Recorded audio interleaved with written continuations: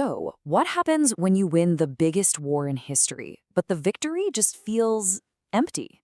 That's what we're diving into today. This is the story of a coronation that wasn't about triumph, but about trying to build something new from the ashes of a terrible war, where the crown itself felt like the heaviest burden of all. Right from the start, this isn't a celebration. It's about a question that's eating away at the new king, Yudhishthira. I mean, sure, he won the throne, but the discovery that he'd killed his own brother, Karna, without even knowing, well, it completely hollowed him out. He was left wondering, was he really a king of justice, or just a pawn in some cruel game of fate? Okay, so picture this. The Great Kurukshetra War is over. But instead of parades and celebration, Hastinapura is like a ghost town. The kingdom is desperate for a king, but Yudhishthira, the man who is supposed to be that king, is just completely lost in his own grief.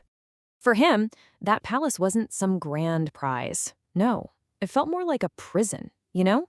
A prison filled with memories. Every hallway seemed to echo with the ghosts of the family he'd lost. And all of it was crushed under the weight of one single terrible thought. He was responsible for the death of his brother Karna. And this right here, this is the central conflict. On one side, you have the people. They're terrified. They need a leader to bring back some stability before everything falls into chaos. But on the other side, you have Yudhishthira, who thinks, how can I possibly rule? The very blood that won me this throne is the blood of my own family. He felt totally disqualified. This is where Krishna steps in. He sees Yudhishthira is paralyzed by guilt. But he doesn't just tell him to get over it. Instead, he completely reframes the situation. He argues that this deep, painful guilt, it isn't a weakness. Actually, it's what makes him qualified to be a true king of Dharma. Krishna's point was sharp, and it was clear. He basically said, look, if you walk away now, if you abandon your duty, then what was the point of it all? The whole reason for the war, to establish a just kingdom, would be lost. The sacrifices of millions of people would have been for nothing. And this is where Krishna just completely flips the script. It's brilliant, really. He argues that a ruler who feels blameless, who thinks they're innocent, is actually dangerous. True justice, he explains, can only come from someone who truly understands the weight and consequence of their actions. So Yudhishthira's guilt wasn't a flaw. It was his greatest strength. So, persuaded by Krishna's undeniable logic, Yudhishthira finally agrees. He'll do his duty. The day for the coronation is set, and for the first time in what felt like forever, a little glimmer of hope returns to the broken city of Hastinapura. Now, the coronation itself wasn't just a bunch of rituals. Every single part of it was packed with symbolism. That holy anointment, for instance, used water from all the sacred rivers across the land. It was a way of saying, the divisions of war are washed away. We are one kingdom now, united under this new ruler. And this quote, this tells you everything you need to know about his mindset. He wasn't taking the crown as a master, but as the first servant of Dharma. It was a promise to the people that he wouldn't rule over the law, but that he would be ruled by it. And he didn't waste a single moment putting that philosophy into action. His very first act as king wasn't about showing off his power.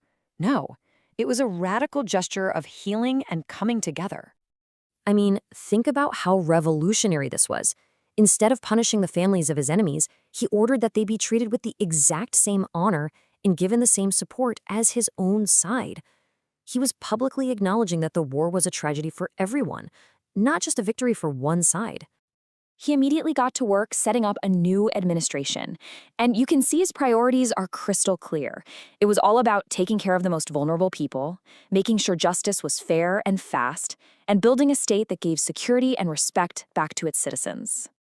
But here's the thing. Even as the kingdom slowly started to heal under his rule, Yudhishthira's own wounds, those deep personal wounds, they stayed wide open. The duties of being a king couldn't silence the grief of being a man. So, while his days were packed with ruling and managing the affairs of the state, the nights were for something else. They were for remembering. He'd often go up to the palace rooftop, all alone under that huge silent sky. And up there, the ghosts of the war were his only companions. The memory of Karna's smile, his nephew Abhimanyu's death, his wife Draupadi's screams, the sight of all those burning funeral pyres, these were the things that being a king couldn't erase. And in these incredibly lonely moments, Krishna would often come and join him. There were no words needed. He would just stand there beside him, and his silent presence offered a kind of comfort that no words ever could. It was a shared understanding of the king's heavy heart. So you see, even with the crown on his head and a whole kingdom to rebuild, that fundamental doubt never really left him. Was he building a true kingdom of justice, or was this all just the final, unavoidable consequence of a war he never, ever wanted? In our next explainer, we're going to see how these unhealed wounds of war lead Yudhishthira and the Pandavas to leave the palace behind. They set out on a great pilgrimage across the land to find peace, and it all leads to one final, fateful meeting with the old king, Dhritarashtra. You won't want to miss it.